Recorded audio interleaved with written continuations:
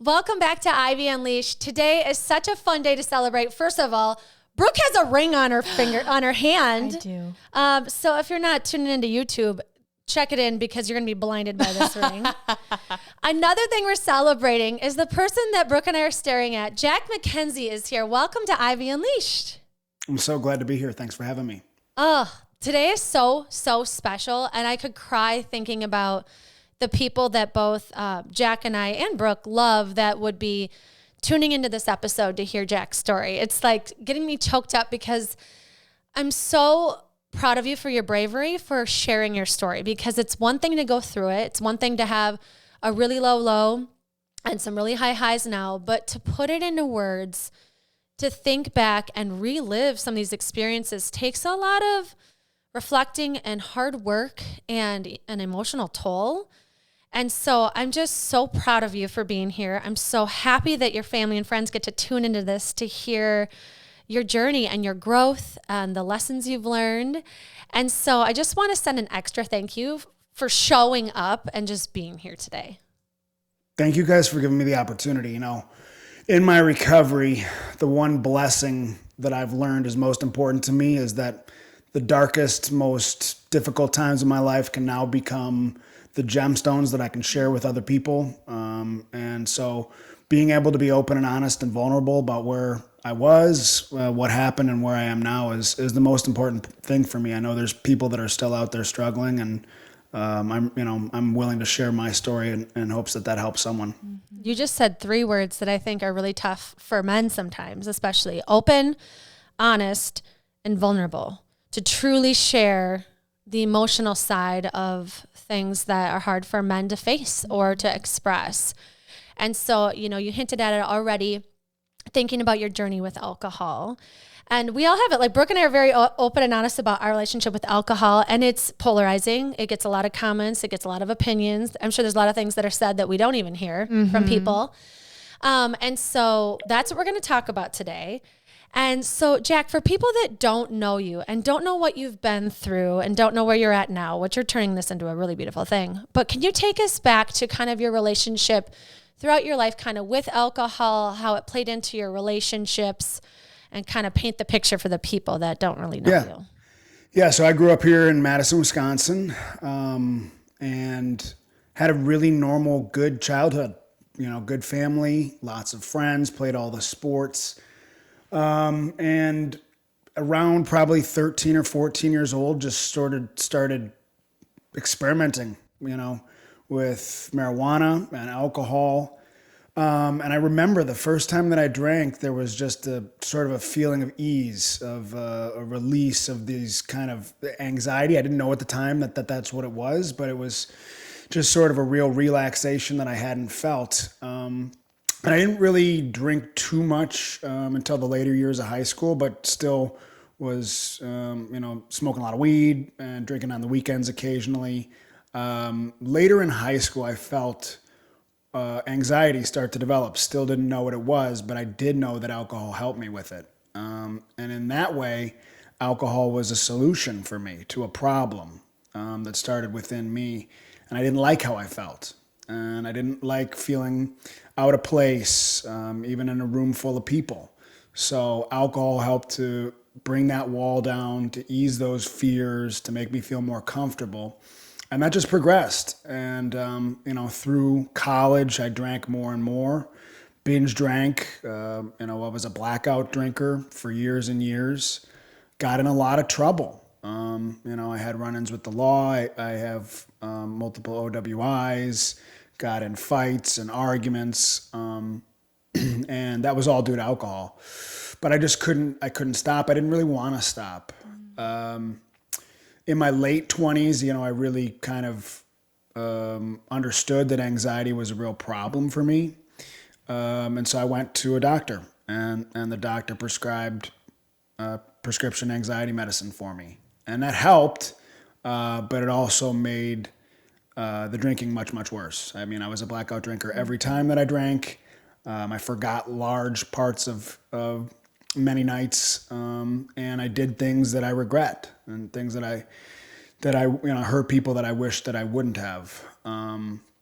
And that was a long time. I mean, that was a long period in my life from my late teens up until my mid 30s, and it was always sort of a balance of how do I feel okay? Waking up with just blinding anxiety after a night of drinking, just heart racing and thoughts racing and full of fear and what had I done, and then through the day taking whatever I needed to take to get back to feeling okay. And really that was for me, and we can get into this later, a fear-based feelings of anxiety, of insecurity that I was numbing out with drugs and alcohol. And it all culminated for me in a really low bottom. And I did some things that I'm, not proud of. In a blackout, I got in a verbal and physical altercation with my father-in-law, and I ended up assaulting him in my kitchen in front of my wife and my son, who was 6 weeks old, his wife, my sister-in-law, and I went to jail for that crime, and that was my bottom. And my wife was terrified, rightfully so. Yeah. We had this young baby, our only child. She didn't know what to do. She was scared of me. She was scared of what I would do. And she told me that I needed to leave.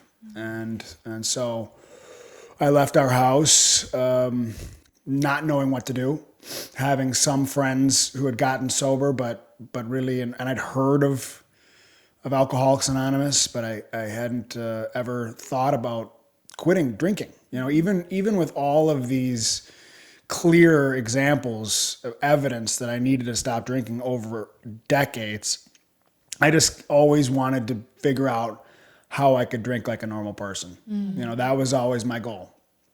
But at that time, it became pretty clear that that wasn't what was happening to me. And for a while before that, few years before that, I knew that I needed to stop drinking. But I have to give credit to my wife. She's the one that really put me to the point and said, this is enough. And if you want to be a part of this family, you need to look at your drinking. And so I did. And, we can get more into how that happened, but I ended up going to treatment up near you guys at Hazelden Betty Ford Clinic up in Center City, Minnesota. Okay. I hear we're the land of 10,000 rehabs. Someone said that to me once in college. I was like, oh, okay, cool. I'm in the right spot. Yeah, it's true. It's true. There's a real vibrant recovery community up there. And that was in September of 2021. Wow. Thank you for sharing and walking us through that. I think it's important to hear sometimes what it takes for people to turn things around. Who's in the room, who's given the ultimatum, who's been affected. And what I hear again is you're very open and honest. There's a lot of things you could have just not disclosed and not said. And I'm so curious about that, about the honesty, you having to become really honest with yourself, right? Like you said, until she said that, you weren't considering really giving up drinking. You didn't want. That's what I heard. Like that key desire wasn't there. And then it shifted for you. When was that shift? I'm curious. It's a great question. I didn't want to because I was terrified because alcohol and prescription medication was helping me get through life. It was helping me avoid these feelings that were terrifying to me. But really, having a child involved, addiction is a very selfish disease, and I can only speak from my own experience, but people frequently lose sight of the things that matter to them most. They betray family members and loved ones and friends only because they're trying to protect themselves and their most selfish needs. And it's a human thing, and it's just really trying to feel okay. But having my son in my life was so important, and the risk of losing him and my wife was terrifying for me. And there was a week in between when she asked me to leave our house and when I actually got up to Hazelden, and that was the worst week of my life, because I knew I had a problem. I knew I needed help, but I hadn't found the solution yet. And so once I got to treatment, I still, even knowing that I needed to quit alcohol and drugs, I still tried to control the process. And that's something that I do want to talk about today. For me, at least personally, this insane need for control was really something that became clear to me. I was so terrified of anything being out of place in my life outside of me, because inside it was all so mixed up, all so unorganized. So I had to try and manipulate people and situations and predict what was going to happen and have this sense of control, which really is an illusion. I mean, there's only a few things in your life that you can control, and namely it's your perception.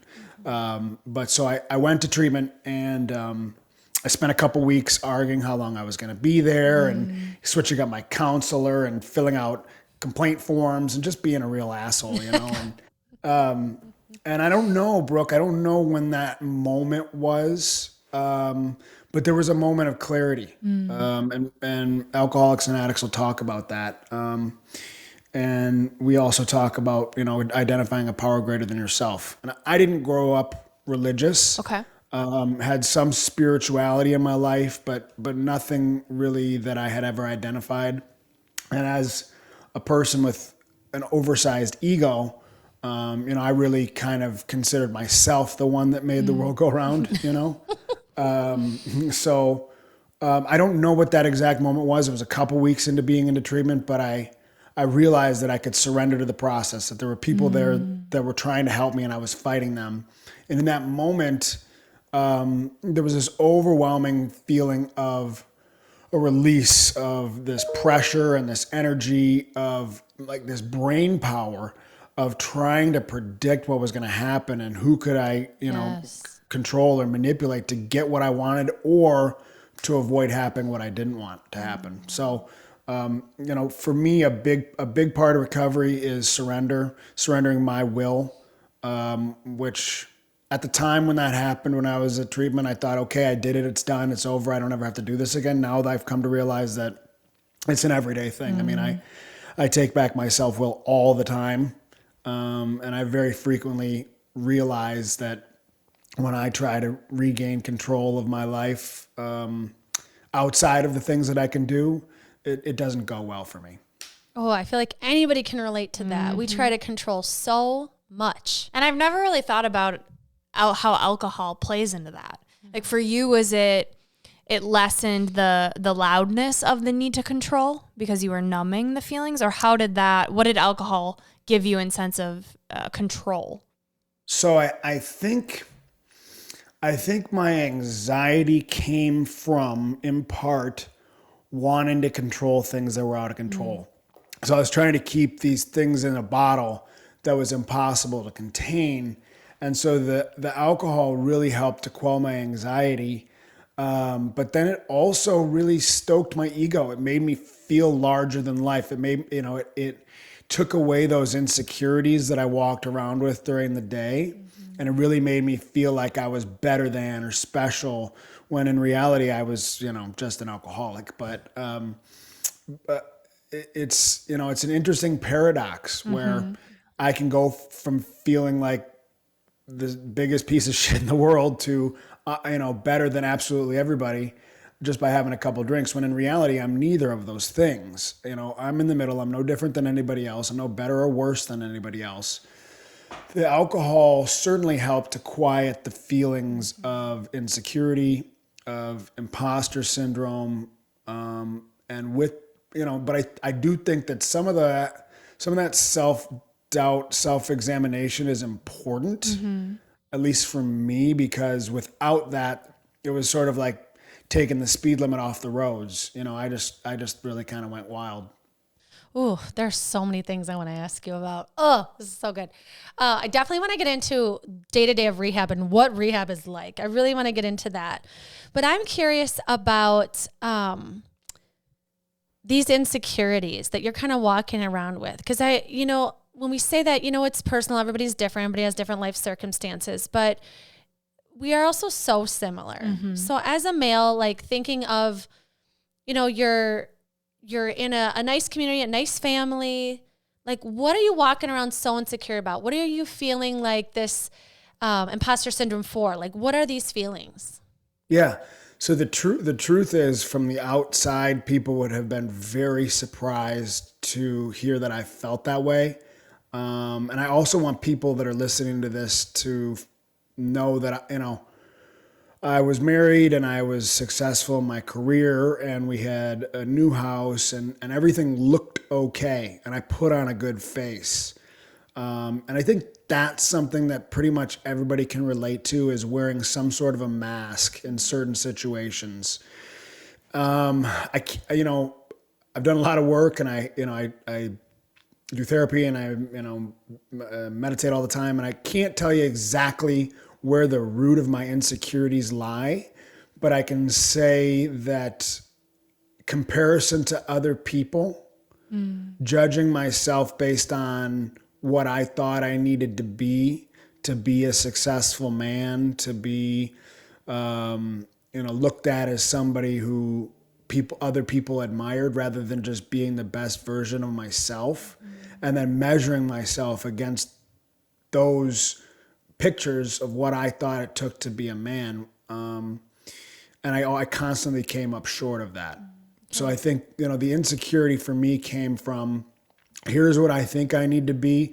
I'm not there, so I'm not enough. I'm not good enough. I'm not smart enough. I'm not funny or witty enough, or I don't work hard enough.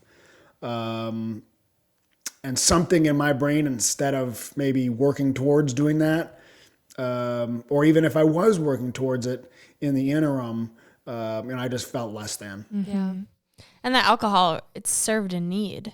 It allowed you to feel worthy, and maybe a fake sense of worthy, but in a world that is so hard and you're trying to live up to these expectations that we place on ourselves.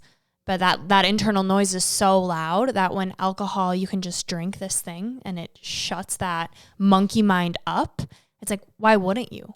Until then it becomes too much of a problem, too much pain, that like in your situation, you hit that rock bottom and you're forced to get the help. I want to know, in rehab, like Andrea said, kind of walking us through what that looked like. But those tools, you said finding a faith or something, a higher power. You mentioned meditation. Like, what were those things that allowed you to naturally and healthily find your self-worth? So, in treatment, it was a 12-step based program. And so I'll talk about 12-step recovery a little bit. And I just want everybody to know I'm not a spokesperson. I'm only speaking about my own experience with 12-step recovery and with Alcoholics Anonymous. But, there's principles that we live by that start out with, admitting that we're powerless. And in this instance, powerless over alcohol and drugs, and that our lives had become unmanageable, and my life had certainly become unmanageable. And then you work through the process, and you identify, you believe that a power greater than yourself can help you with your problems. You surrender. You go through a process of taking inventory of the things that you've done in your life, the fears that you have, the mistakes that you've made, the people that you have resentments against. You let go of those if you can through the help of your higher power. You make amends and you apologize to as many people as you can that you've hurt without hurting them, sincerely and fully, without holding back. And then for me, prayer and meditation was something that was completely foreign to me. I had never prayed in my life. I had done some of these, guided meditation apps prior to getting sober, but not with any regularity. And I was really blessed. I really feel like Hazelden was the perfect place for me. I think I went there the perfect time of year. They have these wonderful grounds with forests and walking trails, and the leaves were changing. And at first, I would walk around by myself and literally scream at these trees and curse at the trees and about the people in my life that did me wrong, or the things that I was upset about, and it was just cathartic, and I got all that energy out, and it turned in time into, really peaceful, meditative experience for me. And they also had a traditional meditation center. It was this beautiful room with big windows overlooking a lake. And I got in there and I just kind of sat there for a while, not knowing what to do. And then all of a sudden I would come out of it, and it would be 20 minutes later, it'd be time to go get lunch. I would have missed half a lunch, and it was like, wow, this is nice. I like this. And so that was really, really, really important for me. The fellowship, the feeling that I had with the program was gender specific. So with the men that I was with in the group, early on, laughing and joking in ways that I hadn't done in years. Certainly when you're drunk and you're high, you laugh. You're laughing all the time. It's a great time, but really for me, they were empty. They really were not that same feeling of like, I had to go back to like middle school, elementary school, where you're just dying laughing with your buddies, and it was that kind of feeling. There's this feeling of, okay, we're all in this together. And we've got each other's backs. And I talked about vulnerability a little bit earlier. I think I've read a lot of Brene Brown, and I'm sure you guys have too. I think vulnerability is a superpower. And I realized pretty early on when I was there in treatment that in these group therapy sessions, which was interesting to me, by the way, I went there thinking, okay, this is a world-class place. Celebrities have been there, and I know that there's this group dynamic of it, but I'll just kind of bullshit my way through that, and I'm going to get with a psychiatrist and a psychologist, and that's where I'll really fix myself. And what I realized was, probably second or third day, it was the opposite of that. The individual therapy was important, and certainly I still do therapy, and it's incredibly beneficial for me. But this peer-led group dynamic where there wasn't even an employee of the facility in the room with us, where it was just a bunch of guys sharing where they were at, was the most meaningful to me. And back to vulnerability, the more vulnerable I was, it was directly related to what I got out of those groups. So I try and remember that to this day. The more honest and open I can be with people, the more vulnerable I can be about where I'm at in the moment, I think the more I'll get out of it. And I think the more that anybody that I'm, interacting with will as well. Yeah. I keep thinking about finally being in a room with people that you can relate to about this, and they're sharing probably at a level that you've never experienced. And so was it them sharing that gave you the courage to share? So like, okay, this is safe. This is normal. This is like, how did you get yourself to a place where you're like, I'm going to be more vulnerable than I've ever been in my life? Yeah, that's exactly it. In recovery now, I've got 3.5 years. So somebody with a week is going to consider me an old timer, but I know people with 40 and 50 years. But when I got to treatment, it was like, okay, I've been in here a week, but this guy's been here 3 weeks. So he's got a lot more experience than me. And these guys really, there's just a camaraderie, and, they take you under their wing, and they show you how it goes. And I was blessed to be a part of a really good group. And I think, there's a feeling of we're in this together, that we all have our own problems, and nobody's experience is exactly the same, but there's a lot of similarities. The feelings, especially the emotions we're feeling, shame, guilt, regret, fear, anxiety, depression, all very similar. And so, together we can work through these things. And, I learn as much now from someone with 40 years as I do, or I learn as much from someone with a week as I do someone with 40 years, because it takes me back to where I was. It reminds me where I don't want to be. There's an honesty in people that are new to recovery that is refreshing. Yeah. So how long are you at the center for? So I was up there. So everybody's heard of 28 days. That's kind of your go-to standard residential stay.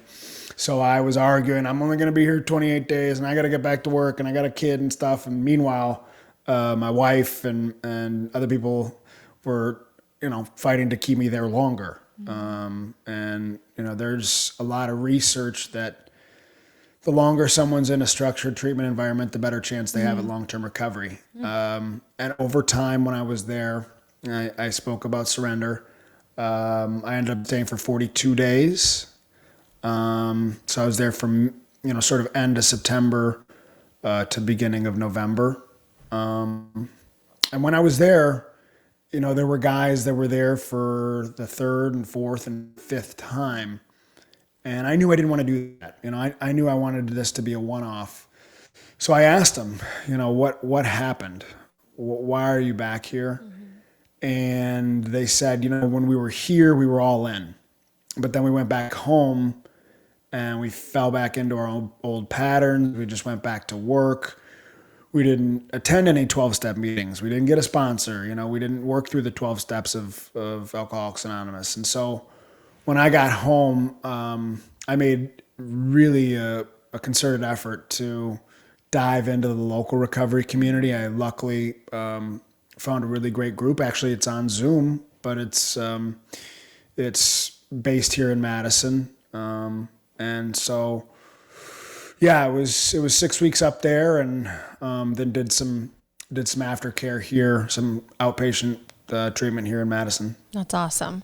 I'm so curious about that. So you're gonna be released, or whatever the word is, from Hazeltine. What is that like? Does your family come meet you there? Do you drive home? Like, what is that like? So I flew up there. Okay. And so I flew home, and I went into Minneapolis and met up with a couple guys that were there with me that got out before me, and I had dinner. And then I flew home, and my wife was still not ready to have me back in the house, and I can't blame her for that. I hurt her, I traumatized her badly in a lot of ways. So luckily my parents were here, and I stayed with them for a while I was continuing on with treatment and attending 12-step meetings. But the thing that I do have to say specifically about my wife, Sarah, is I had to save myself, but she was the one who put me on that path. She told me that I needed to get help, and she held a really strong boundary with me.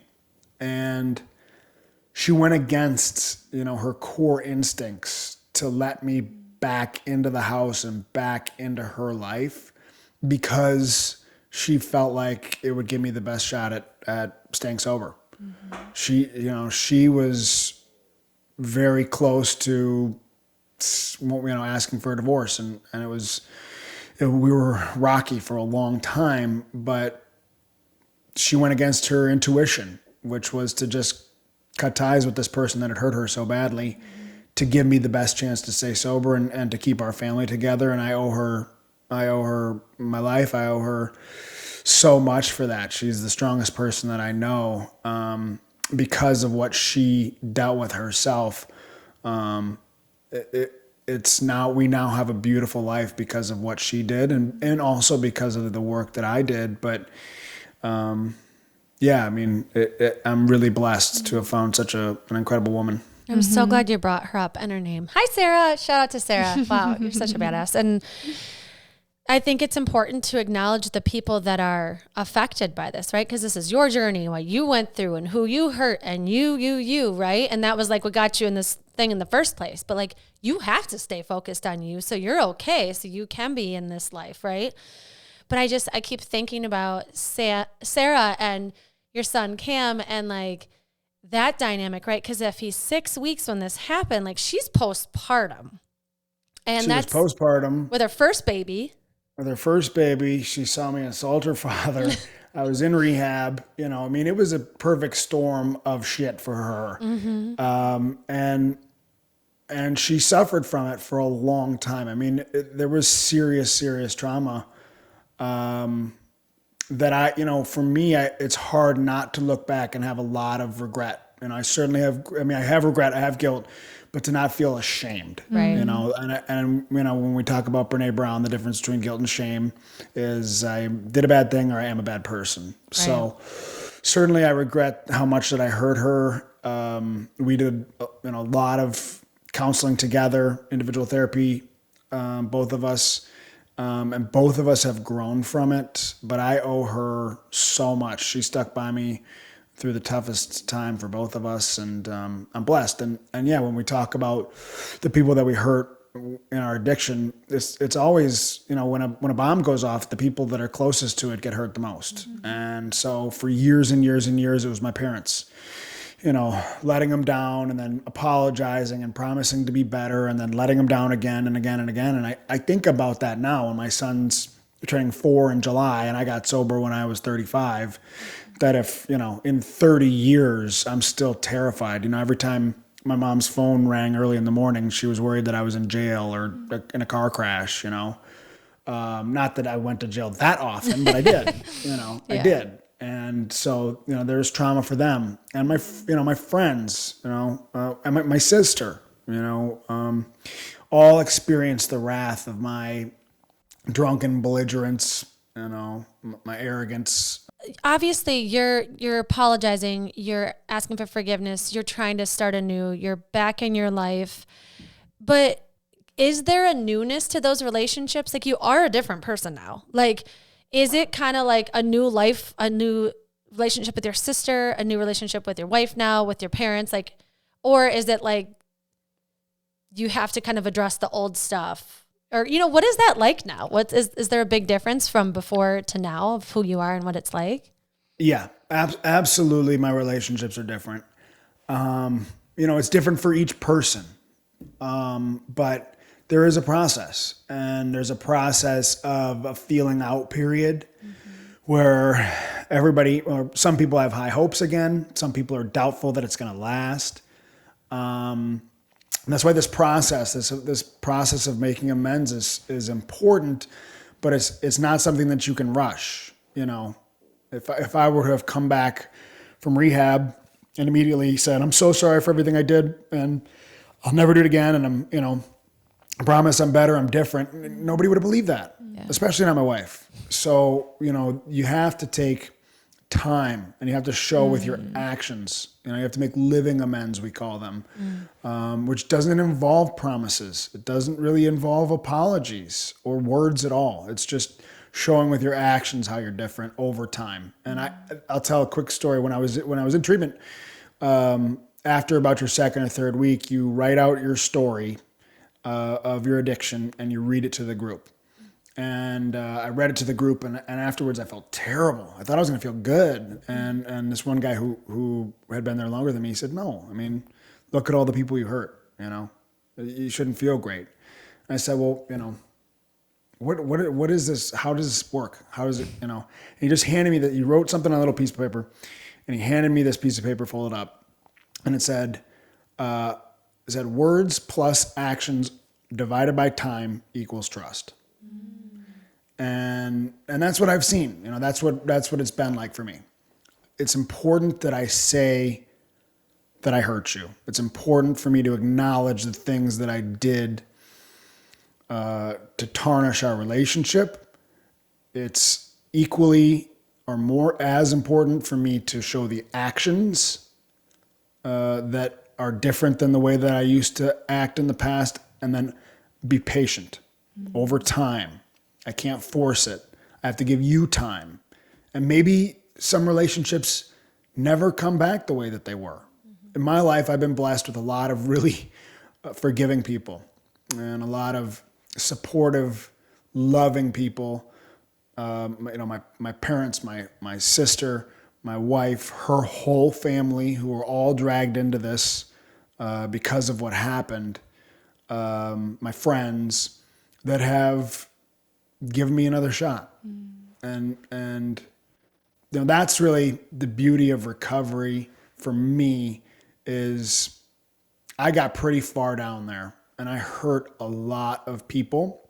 Now I have the opportunity to be a different person every day, to show them, that I'm sorry and that I want to be the type of person that they loved in the first place.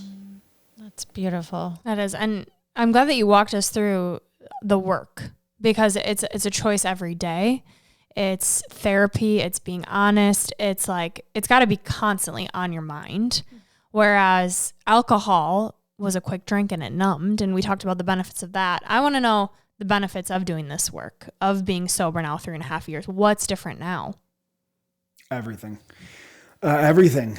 Not, it's not a lack of negative emotions, because those are still there. Mm-hmm. It's not happiness all the time. It's not, birds are chirping and ice cream and birthday cake. It's being able to be present.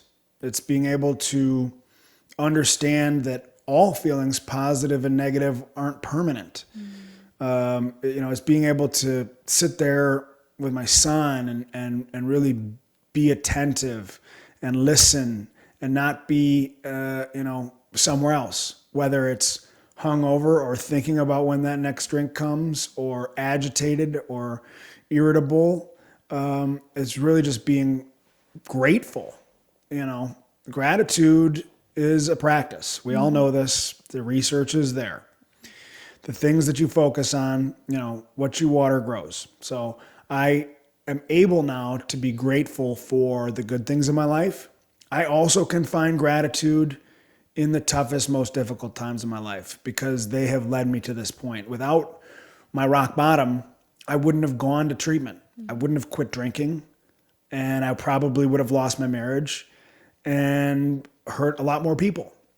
And now I have the opportunity to help people, because I've gone through that. So what's different? Everything, energy, clarity. I was a person who was very dishonest for a long time. Even before I started using drugs and alcohol, when I was a kid, I was dishonest. So having the opportunity to be honest is really important, trustworthy, dependable. Just taking appreciation for the small things in life, enjoying a sunrise or the flowers blooming, or even a cloudy day, and that's also kind of somewhat BS. I still hate when it's not nice out, but I can find some silver linings now. Whereas before, everything was either all great or it all sucked, right? I mean, either I was on top of the world or I was in the depths. And now I can kind of ride the middle a little bit more, and it's nice. It's much more manageable. I'm grateful to have the opportunity to help other people. It's really important. I see that a lot in what you guys do.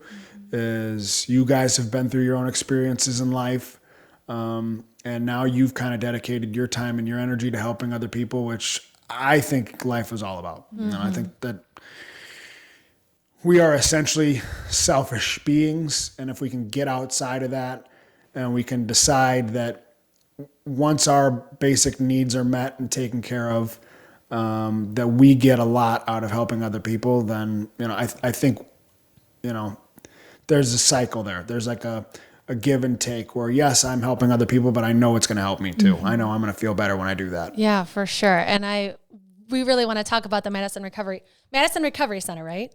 Yeah. Okay. Yeah. We want to talk all about it, but something I keep thinking about is just knowing you throughout this process, like before all this rock bottom, is you've always been someone that I feel like you're saying you've been dishonest your whole life, but I've always felt like I could get the raw truth from you. Like you'd say the thing in the room everybody is thinking but wouldn't say. Yes. And there's a piece of you, although you feel like you've been really dishonest through this whole thing, you've been also very honest. Like you're in rehab and you're like asking the dude, you've been here 3 times. What's the problem? What are you doing? You know what I mean? Like you say the thing everybody's thinking to get to the truth of it. And I feel like that is going to serve you so well in your recovery that you fought the system and then surrendered to it, right? You figured out every way around it first to see the whole picture. Could I get out of here earlier? Can I throw a complaint? Should I just focus on therapy? Should I focus on this? Like, I feel like you being kind of a fighter and having that strong will and maybe ego and all of it actually gets the full round picture of the honest truth of what rehab is. And if there was someone that came into your recovery center fighting it, you can empathize with them now. Like, oh, dude, I was you. I fought it, tried to get out of there. I tried to, I feel like the parts of your personality that maybe have changed a little bit or like you recognize are kind of ego also kind of got to some truths about rehab that might serve this next venture of yours. So let's talk about the Madison Recovery Center, how you decided to birth this thing, what it is, what your hopes are for it. Tell us everything. Yeah. Well, so we'll have to go back to my rock bottom and my wife asking me to leave, telling me I had to leave and to get help. And she was terrified. She didn't know what to do, like happens with a lot of families in similar situations. And luckily, her best friend, since they were 8 years old, grew up in Verona, Wisconsin together, Jillian, had gotten sober herself a decade before and then had worked in drug and alcohol addiction and mental health treatment in Southern California for about 10 years. So Sarah called Jillian. Jillian, I had partied with since high school. I knew her very well. Went to her wedding. She was sober, and there was a bunch of sober people there, and I was drunk. Jillian helped to get me up to Hazelden. She connected with me with the people that got me to Hazelden. And fast forward a year, I was sober a year. Sarah and I traveled out to San Diego where Jillian lives, and she took me to my 1-year meeting and held my hand and gave me my 1-year chip, which is a really important and meaningful thing in recovery. And then she started talking over dinner about how she had always wanted to open a treatment center in Madison, where we're both from. And there's so much drinking culture here and such a lack of treatment. Whereas in California or Florida or Texas or New York, you can go to California and throw a rock and you'll hit a rehab. Here in Wisconsin, there's just a handful. And she introduced me to a guy by the name of Doug, and her and Doug and and they asked me if I wanted to be involved. And I said yes. I was immediately scared out of my mind, like more of that imposter syndrome. What am I going to do? I've worked in construction management and property management for years, running my family's real estate development company, but I don't know anything about treatment other than that I went there. But they were really supportive. I'm grateful for my partners. We have another partner, EJ, who helped me along the way to learn the business. We talked about it that was September of 2022. We talked about it for over a year. We found an office in July of 2023, went through the process with the state to get licensed, got licensed right before Christmas and opened January 1st of 2024. And I'm just really grateful for them. Our model is outpatient treatment with supportive living, supportive sober housing. So when I went to Hazelden, that's inpatient residential treatment. I go there, I stay there for 30 days, I go home. Our program is one that takes people that are stepping down from an inpatient treatment center, most of them, but are looking for more aftercare, looking to stay connected. However, either they're from the area and housing is an issue, or more than likely they're from Milwaukee or Chicago or Minneapolis or Iowa City or anywhere else, mostly in the Midwest. We've had people outside of the Midwest, but they don't feel like going home is a good environment for them. So this could have been you, instead of going to your parents' house, you could have gone here. Yeah, but there were no options for me here. Yeah. There wasn't a program like this in Madison. And so, partnering with Doug and Jillian and EJ, finding this office, and then we now have 3 houses here in Madison, 2 for men and 1 for women, that treat about 25 to 30 people at any given time. We're looking to grow that, but it's been a beautiful experience for me. I mean, we've seen a lot of people get better. We've seen people that haven't. I've seen myself in a lot of people, and I'm just grateful to be able to offer an option that I didn't have when I came home to Madison. We want to set the standard here. We really want to make this a program that people look to as, how treatment should be. We offer all of the things that you learn in a traditional rehab with trauma and triggers and the disease of addiction and dopamine pathways, but then also getting people the skills to get back to real life is really important for us. So that's mental and physical health and mindfulness and time and money management. And then when people have been with us for a while, we're helping them job search and build resumes and get back to work or go back to school. Because it's important to get a handle on your addiction. It's really, if you're drinking or doing drugs, you can't survive, but just being sober isn't enough. And I didn't get sober just to be sober. And I got sober to live my life and to be, a productive member of my family, and of my community. And so that's what we instill in our clients. And we've been open for over a year now. We just took in our 100th client total last week. And it's been really incredible. I'm fortunate to be learning from some wonderful people. Our staff is incredible. Actually hired my outpatient counselor from when I came back from Hazelden as our clinical director. Cool. So yeah, it's been a real full circle moment for me. That's amazing. I always say the only way to make it make sense is to help someone else, because you have been through a lot. You've put in a lot of work. And so to have that full circle of you're helping people who you once were, you're making a difference, and it all makes sense then. That's why this thing works. Somebody gets better and you reach a hand back and pull the next person up. And that helps keep me sober. You have to keep it, you have to give it away. That's what we say. And, I'm blessed. I'm really grateful to have the opportunity to work with some great people and to help people that were in the exact same position I was. And it is important and it's valuable for people that are coming into our program to know that they're working with people that have been through what they've been through. Yes. And that's also why 12-step recovery works, because there's a shared sense of understanding. Okay, this isn't just a licensed therapist or a doctor talking to me about what they read in a book. I mean, these people have lived experience. They've been through what I've been through. They've felt some of these same feelings of helplessness. And so that really, that really benefits us. Our whole team is in recovery. All my, my owners, my partners, our staff. So it's really a beautiful thing. Yeah. Wow.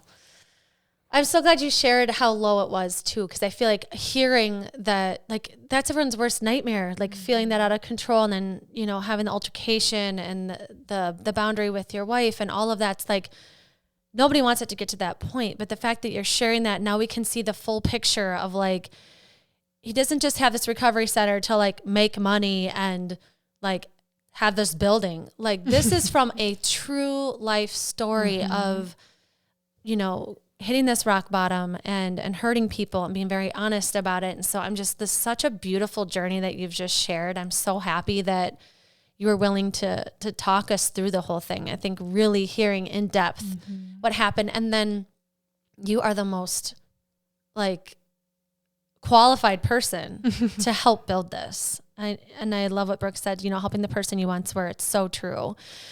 So thank you, Jack, for going through everything. We have a few more segments to get to, but I'm just, like, so happy for you. And you look so good. Like, you're so, like, you're glowing. You're glowing. Yes. You just have this, like, energy about you. You can tell that you're just, like, centered, and you're completely the same, but completely different at the same time. Like the Jack I knew and loved, but just a different version that's really grounded and knows what's important in life. Like, hearing you talking about enjoying flowers is just the sweetest thing. I love it. But also that you were screaming at them. I love that part too. All right. So the last 3 segments, the first one is your 3 gold stars. So 3 takeaways you'd like to give our listeners. Yeah. I mean, these are some of the things that for me were important to my recovery. They still are. I think finding quiet time to connect with yourself. We live in such a fast-paced world. We're all holding devices that can distract us 24/7. But really sitting down, finding quiet time, listening to what comes up. The thing that I found about meditation is it's not about being zen all the time or having no thoughts at all. I'm meditating this morning. I'm thinking, okay, all right, what am I going to talk about on this podcast? And okay, what do I have to do after that? And then, what am I going to eat, and da da da da da. And so it's being mindful of what comes up. Those are the things that you need to work on, and then through the process of meditation, you can recognize when your thoughts are kind of running. Then you might let go of them for a small amount of time before they come back. That's been really, important and beneficial for me. We talked about control. For me, surrendering my need for control and realizing that all that I can control is my perception, and my reaction to what happens to me. I think a lot of people walk around thinking that they need to grab life by the whatever and or wring its neck until it does what they want it to do. I've found the opposite to be true. When I was really trying my best to control things, I was paddling upstream. It was a lot of energy and I didn't get very far. And once I surrender control and I have faith in something bigger than myself, I'm turning around and I'm going with the current. And I go without a lot of effort, I get a lot farther. I found that to be true. And then, letting go of shame and judgment of yourself. They're not productive. It's important to reflect on mistakes that you've made and to identify things that you want to change about yourself. But feeling that you're a bad person or beating yourself up about things that you want to be different, it doesn't help. So those would be my 3. I love those. And they relate to everyone. Doesn't matter if you have an issue with addiction or not. We all have that need to control and to feel like you're swimming upstream. That's such a beautiful analogy, to go with the current and to let go. Like you can just feel that in your body, that ease. And it's a simple mindset shift. Do less. It's true. Yeah. All right. Up next is surprise questions. Unleashing Ivy. Oh, I have 2 again. Which one do I go with? Okay, I'll go first. Okay. Someone comes to you. They're having an issue with alcohol. You can give them one piece of advice. What are you giving them? Go to Alcoholics Anonymous. Okay. Just experience it. What was your first experience there like? Amazing. Complete judgment-free zone. Hearing things that you thought only went on in your own head. Seeing people that have been through what you've been through now living happy, productive lives. Just a warm, soft landing. And then, learning a lot of different tools that you can use in your everyday life. It's been really important for me. Just to follow up on that, thinking about, I feel like the person that might come to you that might have an issue, a lot of times what I've heard is kind of what you mentioned before is they just want a decent relationship with alcohol. They don't want to give it up. They just want to be able to have a drink or 2 and just stop. What's your advice to that person that's like, I'm just trying to get back to that spot?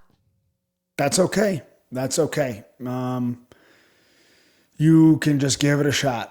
Dip your toe in. You don't have to commit to anything. I don't ever want to or plan to drink alcohol the rest of my life, but also I don't say that I'm not going to, especially early on. We talk about one day at a time. So if you want to come check it out, see what it's about, and just for today, not have a drink, that's great. That's what I've heard. Like every success or someone who's influential in the space is you take a day at a time. We're not worried about tomorrow. Just sometimes it's an hour or a minute at a time. Yeah.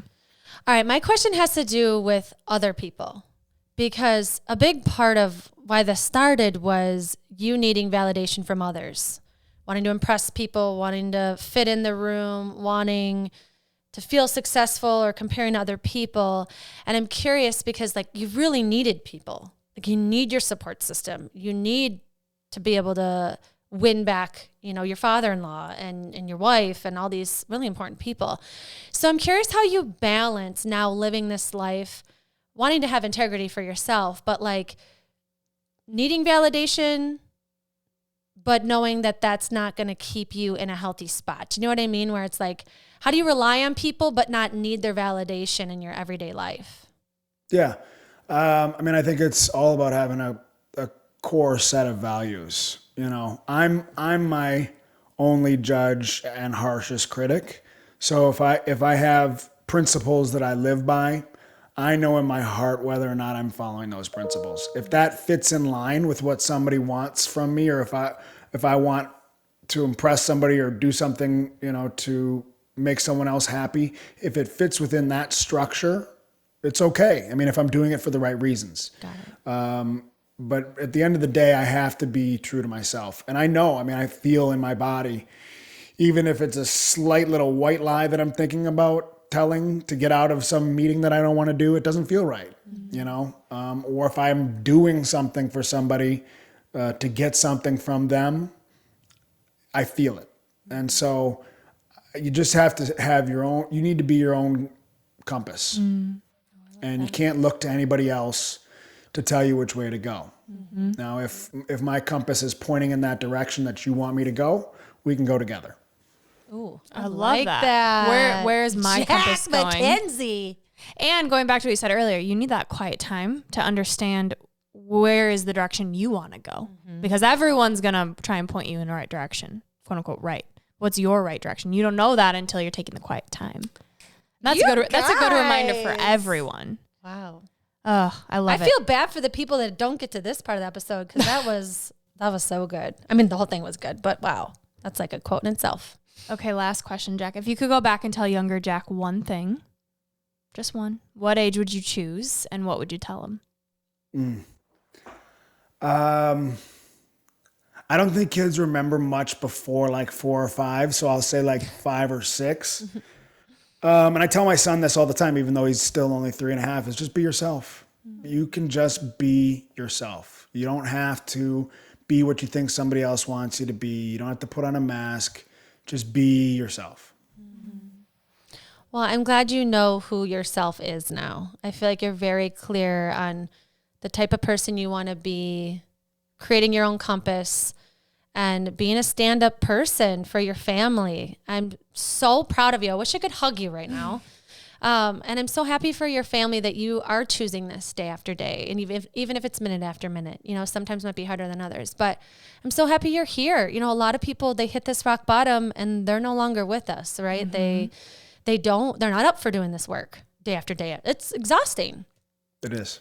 But you have seen the beauty that comes from it. You're on the other side of it. You're helping other people from it. And I'm just so happy for you. I'm so happy for your family. And I'm really happy you shared today. And so just thank you so much, Jack, for being here. I hope that the Madison Recovery Center explodes because you're helping people with something that, especially in Wisconsin, Wisconsin's like the mecca of alcoholics. I'm so happy you're creating this. So congrats on that too. Well, thank you guys for having me. And I'm honored to be here. You guys are doing great work too, and if I can do what I need to do today, maybe I can help somebody too. That's what matters to me. And you are. I feel like this is just the beginning. Mm-hmm. I'm so excited to see where you head, and selfishly, this is great inspiration for Andrew and I. And like as you're speaking, I'm like, I'm so glad I'm sober. Like this is great. We didn't have a rock bottom moment, but it's hearing stories like yours that remind us like it can be normal to not drink alcohol in this world, and it can be something to celebrate and be proud of. I want to say that too. Like you don't have to have a bottom like I did. You guys are great examples of that. And I think that's a beautiful thing about our generation. Mm-hmm. And it looks like the generations coming after us is we're just deciding not to pick up this poison and put it in our bodies. It works for some people. I don't judge people who can drink. That's good for them. It doesn't work for me. And when I first got sober, I thought, oh God, like I'm outside of this bigger group. I'm not having fun anymore. Now I feel like I'm a part of a smaller, more exclusive group of people that are really living their life. Ooh, a better group in my opinion. I like that. I feel like we could talk to you for hours. Thank you so much for your time, your vulnerability. And last but not least, we leave our listeners with a piece of gold, a quote. Would you please share a quote and send us off today? Okay, so Andrea had 2 questions, so I'm going to give you 2 quotes. Oh, I love it. Give us 3 while you're at it. Okay, neither of them are mine. The first one is, the magic you're looking for is in the work that you're avoiding. Yeah, I like that. That's good. And the last one, pain is the touchstone of all spiritual growth. This is Gold Ivy signing off. Listen to your truth and go chase your gold. Yeah. Those quotes. Wow. That was really your first podcast episode? We got to get you on more podcasts, man. You have a TED Talk.